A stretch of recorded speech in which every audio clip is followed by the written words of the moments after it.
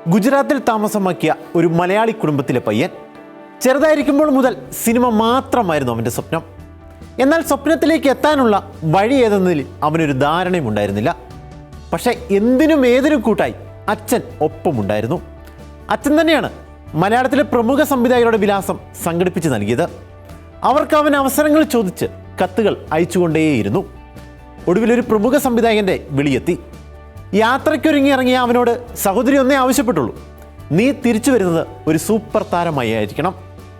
അങ്ങനെ സിനിമ തേടി അവൻ ലക്കിടി അകലൂരിലെ അമരാവതി എന്ന വീട്ടിലേക്ക് കടന്നു ചെന്നു.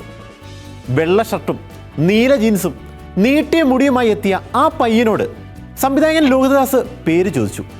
ഉണ്ണികൃഷ്ണൻ നായർ എന്ന് മറുപടി. കാലം മുന്നോട്ട് പോയി. ചെറുതും വലുതുമായ വേഷങ്ങളിലൂടെ ആ പയ്യൻ മുന്നോട്ട് തന്നെ നടന്നു.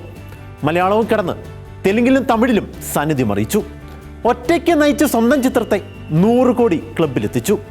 അവനിന്ന് തിയേറ്ററുകളിൽ ഇടിയുടെ പൊടിപൂരം തീർക്കുകയാണ് മാർക്കോയിലൂടെ. ചേച്ചിയുടെ ആഗ്രഹത്തിനൊത്ത് സൂപ്പർ താര പദവിയിലേക്ക് കുതിക്കുന്ന ഉണ്ണികൃഷ്ണൻ നായർ എന്ന ഉണ്ണി മുകുന്ദൻ.